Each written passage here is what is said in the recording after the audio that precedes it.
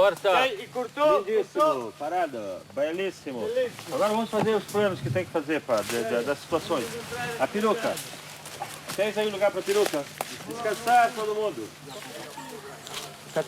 Cataneiro, onde é que é o caminho? A trilha está onde? Não, é aqui? É aqui. Ok, mas onde é que está o nosso cataneiro? O verdadeiro, do filme está lá, o falso. Vamos sair daqui então.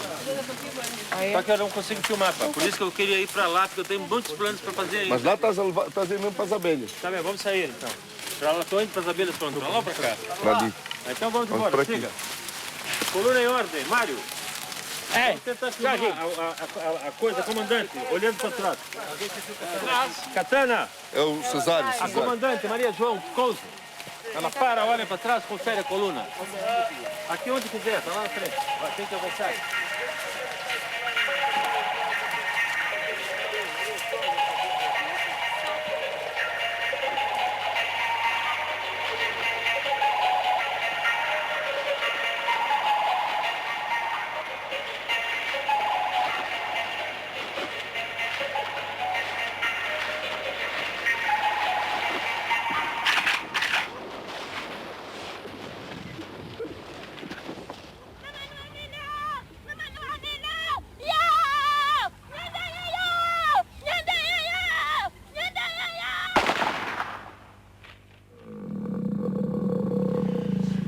Todos nós perdemos mulheres e filhos na guerra.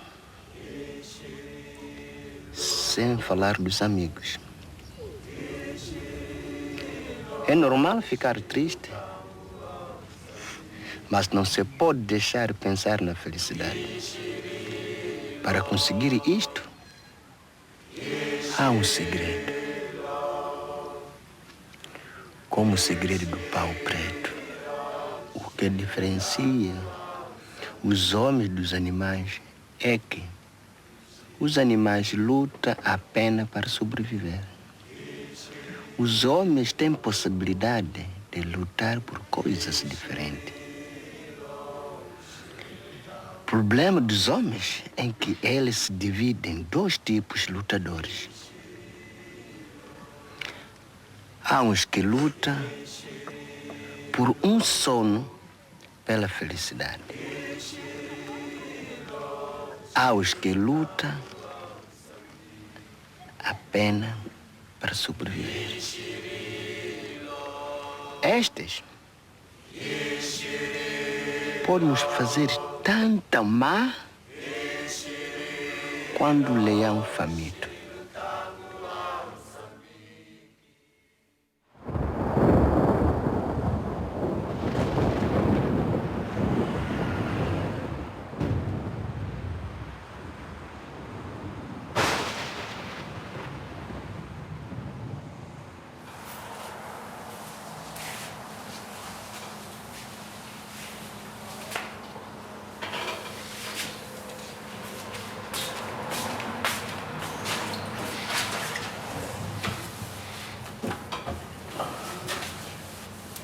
Olha, jovem detida por furto de bebê.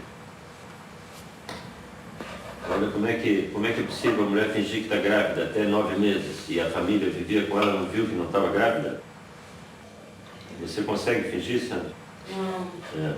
Ela deu o que ela pôs na barriga, uma manta capulana, e não tomava banho na frente da sogra, nem do marido, eu acho. Tomava banho escondida. Eu viu que não tinha barriga, né? Talvez, não sei. Não sabe? Não sei. Não.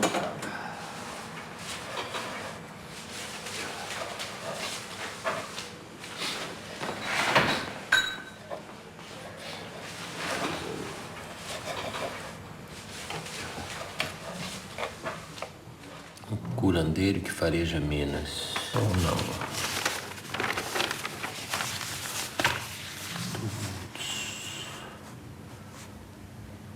Trabalhadores da saúde são acusados de distribuir medicamentos que causam a cólera. Camponês que encontramos contou que existiriam animais irracionais que falam com as pessoas.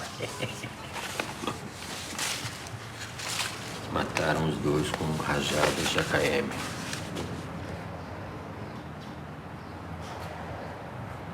A maior parte das histórias eu descubro através da leitura dos jornais.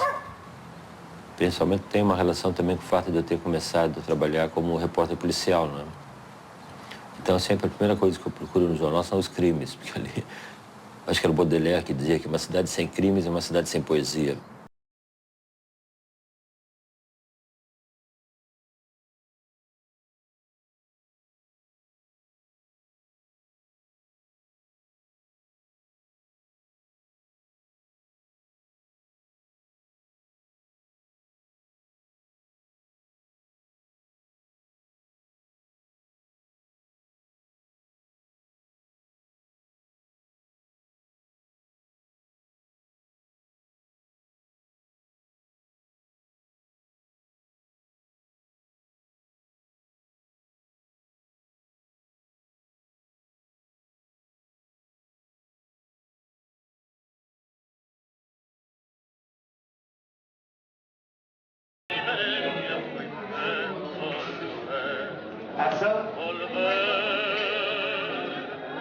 Toda a minha relação do trabalho que eu faço tem muito a ver com o aspecto latino-americano. Não só latino-americano, mas também americano. Foi desse novo jornalismo e o realismo mágico latino-americano. A maneira de contar as coisas ao inverso, de misturar tipos diferentes de narrativas e tal. A base, para mim, vem lá de trás, certo? Do jornalismo e da literatura, mas muito do jornalismo.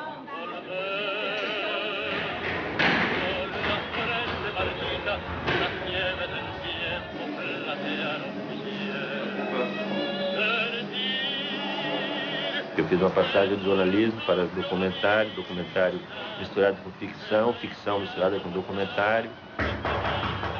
Não foi uma ruptura nunca, sempre foi uma evolução, uma transição. Rosa, quando batem, você tem que falar. Eu lembro que eu fiz no jornalismo, para a Folha de São Paulo, Folhetim, Caderno Cultural, uma entrevista com Éder Joffre, que foi um grande lutador de boxe brasileiro nos anos 50.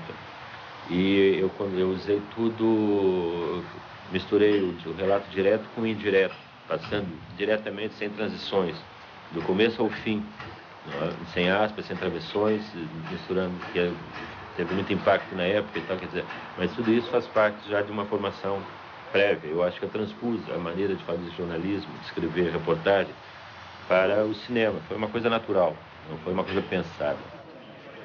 Como é que é a questão da luz aqui? Já está mudando a ninguém, pá. Isso é um filme de ficção feito como se fosse um documentário, pá. Eu não sei, eu não vi, eu estou só cuidando da minha querida aqui. Não quero ver, eu quero que vocês vejam, eu só cuido dela, da expressão dela. Ok? Não posso ver tudo.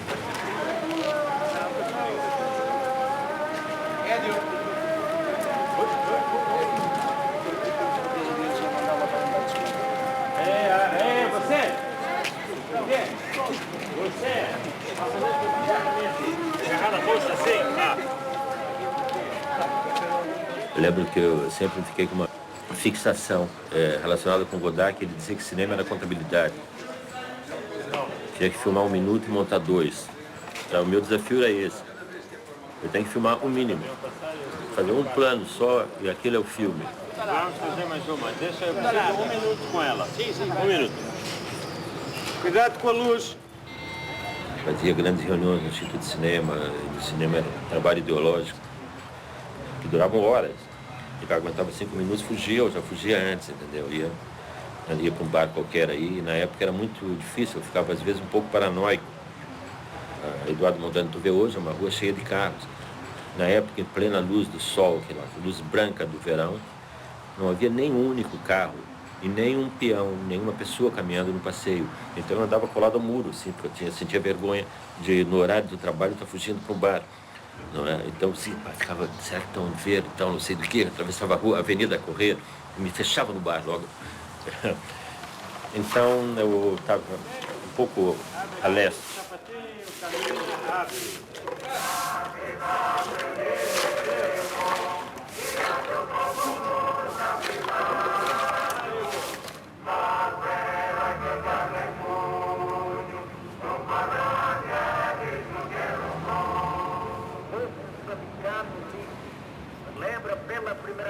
na pátria, dia da Revolução Moçambicana. Documento, camarada. Eu quero isso aí. Estou a falar contigo. Mostra o documento já. Não tem, eu não sei. Minha tia que sabe. BI, camarada, BI. Não tem. Estou à procura da minha tia. Ou queres que a gente vá à casa da tua tia levar o documento? Não sei. Só que vai te sair um pouco mais caro. Corta! Acabou! Cheguei em Moçambique em 1977, convidado pelo Rui Guerra, que naquele momento estava trabalhando em Maputo, na criação do Instituto Nacional de Cinema. Era tudo muito militante em Moçambique. Todos nós participávamos daquele processo revolucionário, acreditávamos naquilo. E o cinema fazia parte desse processo.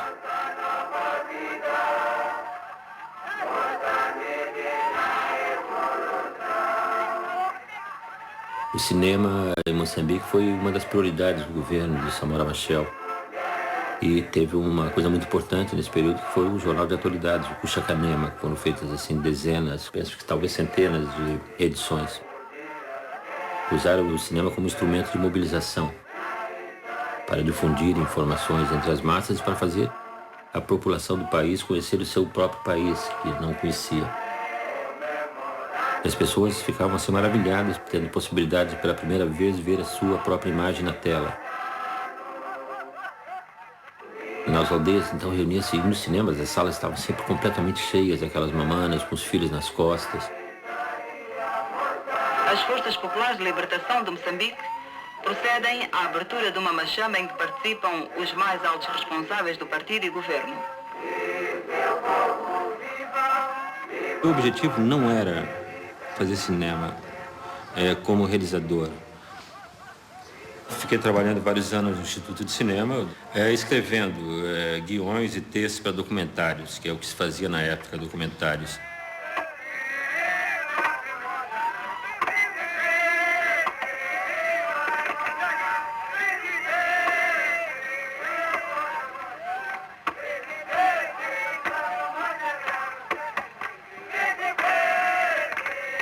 Os primeiros filmes que eu fiz foram assim, os filmes mudos e tal, educativos.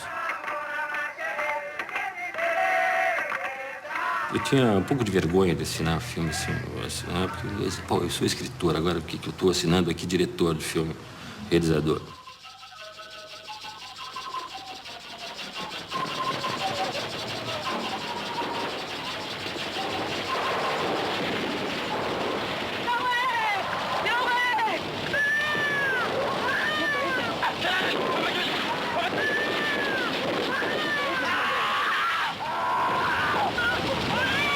Colheita do Diabo foi a minha primeira grande experiência no cinema. É uma ficção com muita realidade em cima, um simulado documentário muito forte, em que eu utilizei pela primeira vez, junto com alguns atores de teatro, pessoas normais que não tinham nenhuma experiência. Sendo que os personagens principais que eram realmente antigos combatentes. Magaga, eu Tumbu. Ex-guerrilheiros da Frelimo que participaram na guerra pela independência e desempenhavam o seu próprio papel dentro do filme. Cinema, Chambone, Nava Chinikungu Fu, Nikusha Kanema.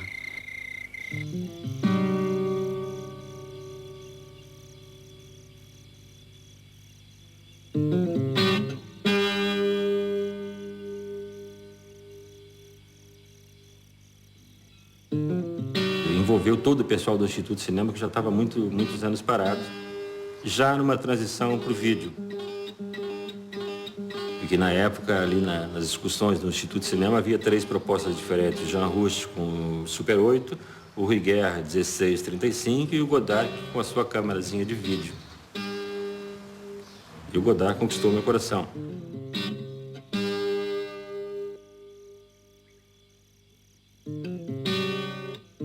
Já não havia dinheiro para cinema, a guerra já tinha destruído tudo. Foi o primeiro grande passo, assim, para nos adaptarmos à nossa realidade econômica e às novas tecnologias.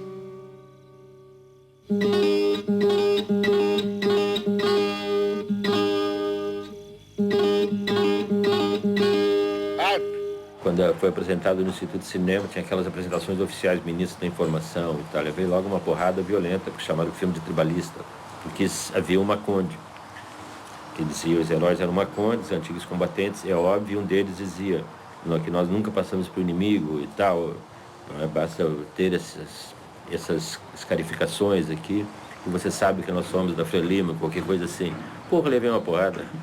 Logo direto, nem me deixaram falar, o filme fala por si, corte essa parte, o filme não passa na televisão. Eu disse, eu não corto. Então o que aconteceu? O filme passou, na hora que aparece aquela cena fica tudo preto. Fizeram não sei o que ali, na hora, a cena parece que houve um defeito no teu televisor em casa enquanto foi lá na emissão. Mas eu não cortei, o filme passou inteiro, só que eles apagaram aquela parte.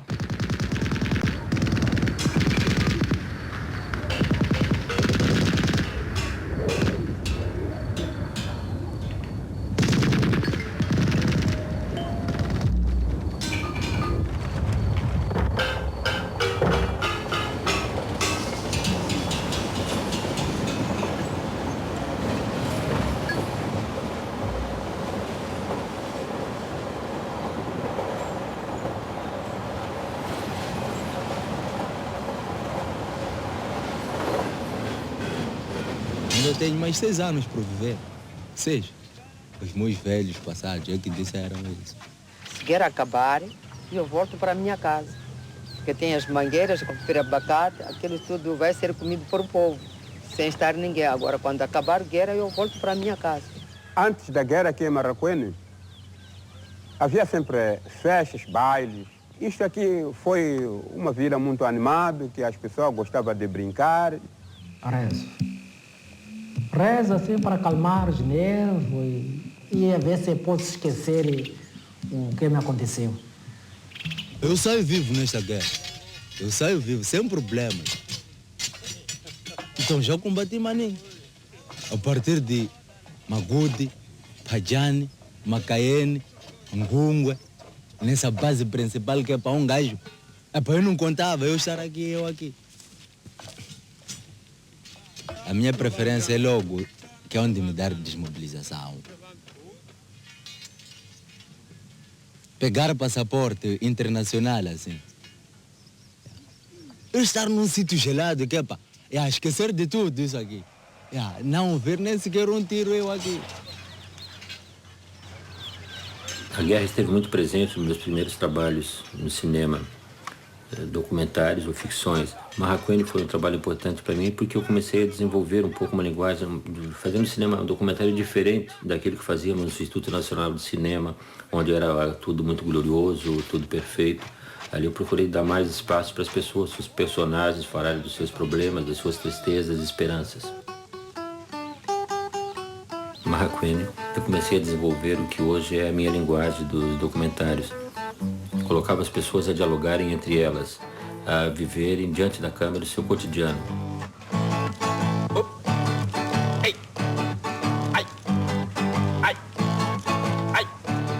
Amarrapenta musicate Maracuene.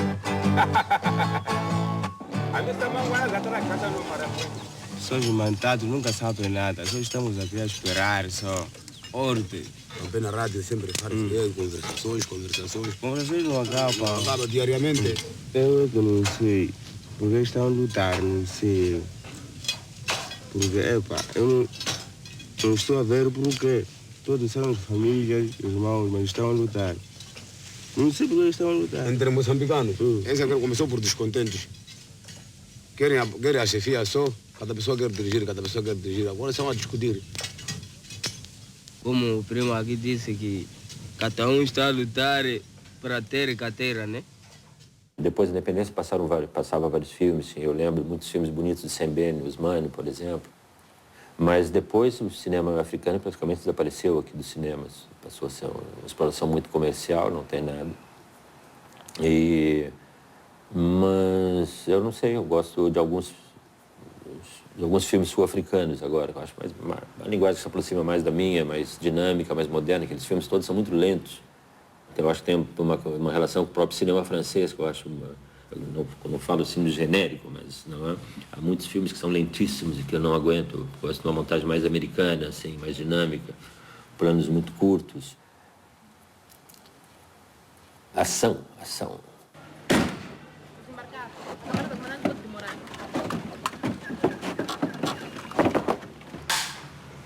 Ação. Comandante Maria, nossa apresenta. Descanse. Unidade, trabalho, vigilância. Sempre.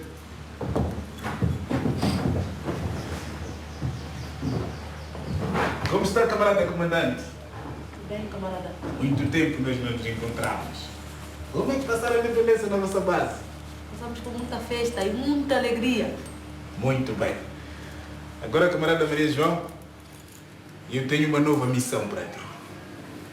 Camarada comandante, o meu pai lutou desde o princípio dessa guerra. Levou-me do seu lado desde criança. O meu povo ensinou-me a lutar. Na minha vez eu conheço guerra, guerra e mais guerra. Camarada, minha missão agora é fazer filhos e casar. Já eu sou grande, não posso viver agora sem ser casada, eu quero casar. Eu disse, não posso viver solteira, eu quero ser casado. E Domingos Fundos obrigou para eu chamar o meu namorado para poder apresentar a ele. Então Domingos Fundos disse, não, meu irmão, Maria deve ir cumprir a missão do povo. Compreendeu agora, camarada? O primeiro grupo das mulheres de má vida chega hoje à noite. Vem lá do norte. As do sul chegam amanhã ou depois. O grande inimigo dessas mulheres de má vida é a cidade. Na cidade não se faz mais chapa. Não se produz milho. Lá só há má vida. Erva daninha. É preciso cortar. Liquidar. Abaixo o tribalismo. Abaixo. Viva a unidade nacional. Viva. Levou-nos até lá onde estavam aquelas senhoras. Disse, camada Maria, vocês, do vosso grupo, a vossa tarefa que vocês vieram fazer é para educar essas senhoras de má vida. Essa aqui esteve conosco na reeducação. Esta é 1975. Já viste o branco aí a engatar a era os brancos. Isto eram as brancas, também havia. Havia, sim, senhora. Inclusive, algumas estavam conosco na reeducação. Esta é a nossa Brigitte Bardot. Ela é rainha, né? Havia uma também que foi rainha antes dela, que se chamava Zizi. Lembra-se? Uma mista. Eu conheci a Zizi. Epa, era linda. Não sei se podia estar maluca agora. Dizem que ela até o trânsito parava quando passasse. Ela parecia a Sofia Loura. Epa, linda. Tá maluca. Tá aí, tá na psiquiatria. Fiz dela, mas não fiz. Está na psiquiatria dela, coitada. É mesmo? A Gina. Não. Morreu. Eu já vou fazer festas de meses. Esse também morreu. Não soubeste que a Lúcia morreu?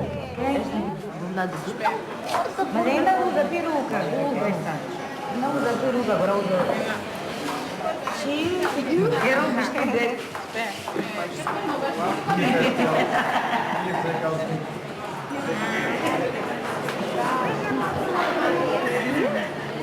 Graças a Deus eu ainda não andei no Rua Araújo. Vou andar agora, vou começar agora. A minha cabeleira.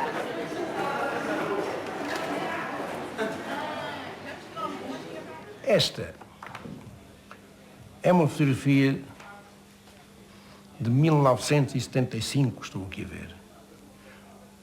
A que eu dei o nome de A Última Prostituta. Quando os nossos soldados entraram em Maputo, todos nós os aclamamos. Todos nós queríamos estar com eles, abraçar, dar os parabéns, tirar fotografias com eles, e também as prostitutas. Só que esta fotografia, eu lembro que foi tirada poucas semanas antes do governo decretar o fim da prostituição no país. A ideia da Margarida, desse filme de ficção, surgiu quando eu fiz um documentário uns anos atrás, cerca de 10 anos, chamado A Última Prostituta. Uma delas contou a história da Margarida, no meio de um centro de reeducação com 700 mulheres. Havia uma jovem camponesa, adolescente, que era virgem, que foi levada por engano. Eu achei a história muito forte, assim, do ponto de vista humano. E que o documentário não contava tudo, que o documentário era mais uma coisa coletiva e eu queria centrar em cima da história da Margarida, que havia morrido, foi a primeira pessoa que morreu no centro.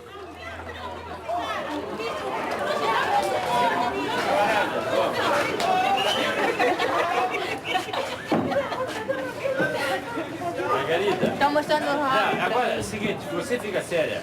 Você está no meio do quê? Senhoras da uma vida, você é uma camponesa. Eu não sei de nada. Não sabe nada, não entende essa senhora. Senhora de má vida, o que é isso, má vida? Que são as senhoras prostitutas. O que é prostituição? Nós não sabíamos do nosso grupo. Vocês estão aqui porque são prostitutas. Prostitutas, sim. Algumas miúdas ficaram ofendidas porque ali tinham crianças inocentes, pequenas, que nem sequer sabiam o que era prostituição. Prontíssimo, Mário, prontíssimo, cazzo. Eu faço ela chorar em um segundo, vocês não conseguem filmar isso. Ok, vamos. E ação. Ei, alto aí. A camarada vai aonde? Responda, camarada. Vou para casa. Vens de onde? Do trabalho, mas... Desculpa, tenho filhos pequenos em casa, tenho mesmo de ir. Qual trabalho? Dançarina. Eu dou espetáculo, nunca vi o meu cartaz no Luso. Mostra o documento desse trabalho de espetáculo. Que isso? Eu não tenho isso. Se não tem, vai para o carro. Eu sou uma estrela. Eu já disse, vai para o carro. Eu sou uma estrela a caminho da estrela? Suásia. Vai para o carro, que sou a estrela? rainha... Estrela na tua casa, vai para o carro. A rainha do Luso. Vai para o carro.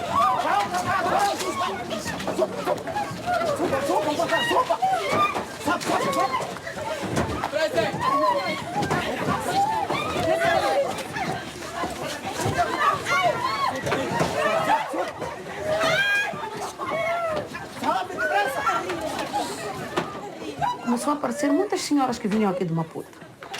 Algumas a chorar, outras. E eu, como era criança, eu, mais outras miúdas, quase da minha idade, achamos aquilo estranho. O que é que se passa, afinal de contas? Mas quando nós perguntássemos ali, os senhores estavam conosco, afinal, o que é que se passa? Ah, vocês vão para a tropa. Mas os que vão para a tropa não é dessa maneira. Não, vocês vão para a tropa.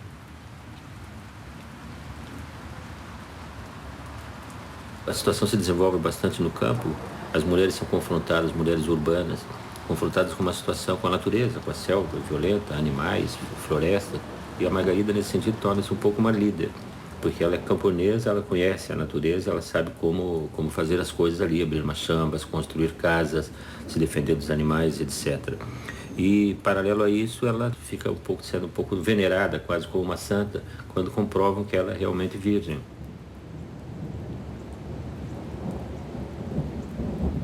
Você está presa por quê? Eu vim fazer compras para meu lobolo. Então, vim comprar anéis, até esse lenço aqui, que eu comprei. Ela assim, está aqui esse lenço aqui. Escreve todas as províncias. Que quando eu sair daqui, eu vou mostrar o meu namorado. De que eu não fui fazer coisas feias lá onde me mandaram. Só fiquei presa. Só pode ser Margarida, está aí, e Luísa. E cada província que nós passávamos, hospedávamos no comando da polícia. Margarida e Muita Luísa. polícia que responsabilizava de tudo. Ninguém só aquela moça. Essa aqui só pode ser Rosa, juro. Eles nem tinham conhecimento de Esta não pode ser outra pessoa. Olha como fala. Olha logo. Aquele és tu. Pessoas nem tinham pedido. Esta é a Maria Joana. Mary Joana. Olha a tua barraca. Nós tínhamos linguagem própria para elas, para não ficar ofendidas. E elas deveriam sair do centro, senhoras muito bem transformadas, para chegar aqui na cidade, transformar-se de uma mulher já preparada, que deve servir para a mãe, para os pais, para o próprio país. Não, eu sempre ouvi operação produção, mas nunca parei para imaginar o que era. E como os mais velhos sempre falam de coisas de uma maneira... Como era prostituição, nunca... não tocam assim. Agora que eu já tenho noção, foi muito triste. Muitas vezes quando estava gravar filme, eu digo sim, numa época quando estava recolhendo prostitutas para todo mundo. E só todo mundo comendo, Mas ninguém aprofunda, porque eu acho que a nossa geração não sabe o que aconteceu. E mesmo a geração dos nossos pais, eles até podem saber, mas para eles parece um tabu. Não falam muito do assunto. E hoje os pais são muito abertos. Porque até se perceberes aí, não foram só prostitutas que foram levadas. Foram estudantes, pessoas que não tinham nada a ver. Se não vê que eles só chegaram e recolheram as pessoas. Acho que ali foi tipo, recolher prostitutas, recolher mulheres que são mais solteiras, elas têm filhos e vivem sozinhos. Não todos esses eram considerados prostitutas. Então agora iam recolher muitas pessoas. Agora iam acabar todas as pessoas. E a nova Rosa estaria lá em cheio. Não, mas mas foi mal. Bora! Vamos! E o filme também é um pouco um reflexo daquela época. A história das grandes políticas, das boas intenções. Como no chão! Não quero socão! Como no chão! Não quero socão! Bora! Boas intenções, assim, coletivas, que todos nós acreditávamos, achávamos que os processos eram justos, podiam dar bom resultado. Mas não se contava sempre com o fator humano. O homem, quando recebe poder em demasia, ele usa e abusa esse poder. Então, as boas intenções acabam desaparecendo, transformando-se em experiências muito negativas, como foi o caso dessa experiência dos centros de reeducação. Olha, agora, isso aqui não pode acontecer, isso não pode acontecer, a bicha acabar assim, tem que ficar, continuar lá fora, porque são muito mais mulheres. Nós estamos com 4 machimbombos cheios, nunca pode acontecer isso aqui. Quer dizer, a gente corta antes, agora o que tem que acontecer, a rosa tem que vir voltar antes. Ok, fazemos outra. A minha educação foi feita pela minha mãe, que era professora, me ensinou a escrever, a ler desde criança. Praticamente não tive contato com meu pai, eu fui criado pela minha mãe sempre. Meu pai era tinha muitas amantes, aqueles gaúchos muito machos, gostava de festas, de corridas de cavalo. Mesmo depois da minha mãe, quando divorciou-se, eu ainda era adolescente. Fomos sozinhos para a cidade e tal. Então as mulheres sempre tiveram um papel importante na minha vida. Nesse sentido positivo. Cultura, estudar, ler. Mas quando eu vivia na fazenda, por exemplo, meus pais viajavam, quando viajavam, as viagens demoradas naquele tempo. Então eu ficava assim, parecia um ator de cinema americano. Tinha 18, 19 anos e ele era metido a boêmio, cowboy, saímos a cavalo. Então uma noite, um dia ele me levou para visitar as moças, naqueles bordéis assim, perto da estrada, do lado da estrada. Meio subúrbio, assim, na entrada da cidade. E eu sei que houve uma grande confusão lá, ele envolveu-se numa briga, numa discussão. Na época os gaúchos todos andavam com uma adaga, né?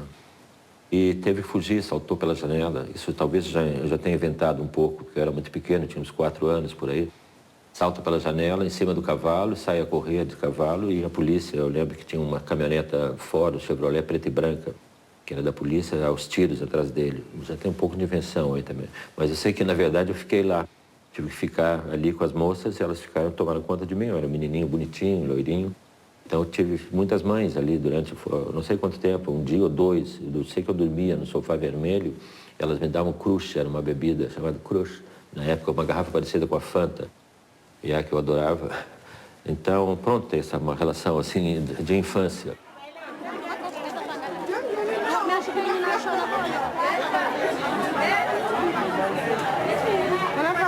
Que cara eu vou pedir para irem deixar todos os sapos ali dentro.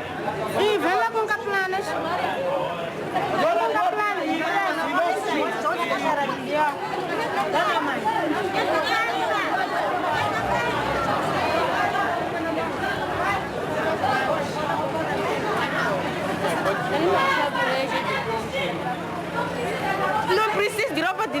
já tenho medo.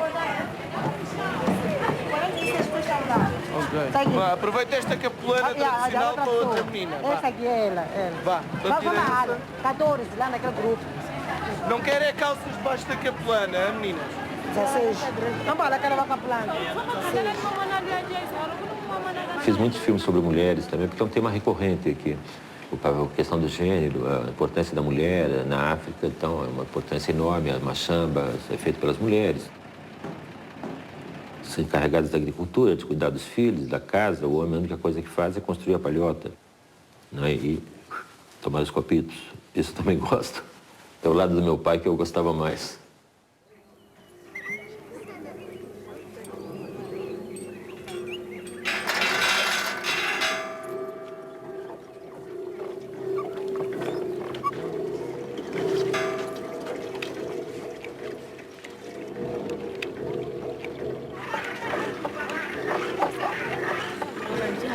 Deixa ele que kamati ngani. Ati mara wale mpirini sanga kule ko longa kamati ngani. Olha aqui, vou jogar outra cor. Isso com a Eu dou o tema para elas, olha, agora vocês vão conversar sobre isso, como é que foi a tua viagem para cá, a caminhada, quanto tempo levou, qual é a situação da água na tua casa, da família. Dou liberdade dentro, eles falarem. Tem temas. You forgot my mate. You forgot.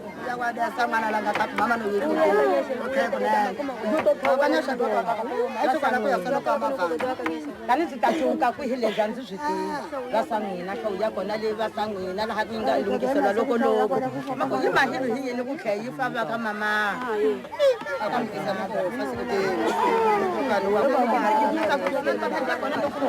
atemakamaka yini tolweni vana se kuna sibanyela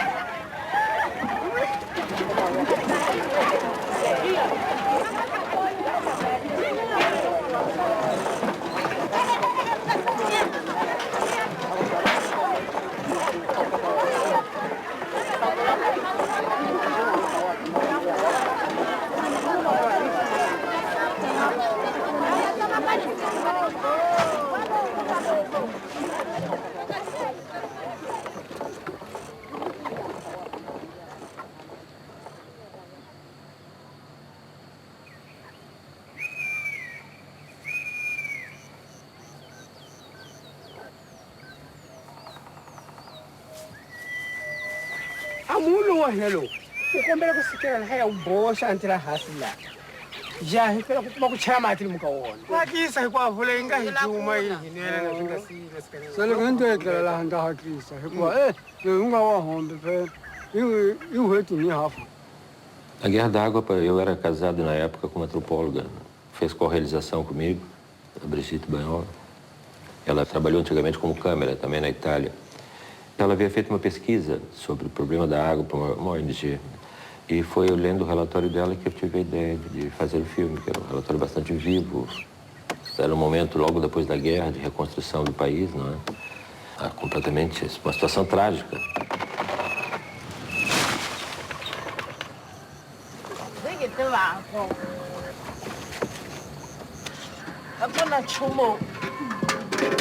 Mata na ko mangilele yala ya kukumesa ko nya mvuko kwala. Ngoko chawa mafungwa. Siko kuwena udiwan le bo mo ko non hayi. Lewo sunga helezo. Nadi. Yanzu la tehanga ses. Yela. Omo woni kumangilele wena. Uma wochaka wena lwana mata ama shakuriu. Đúng rồi đó. Bọn tay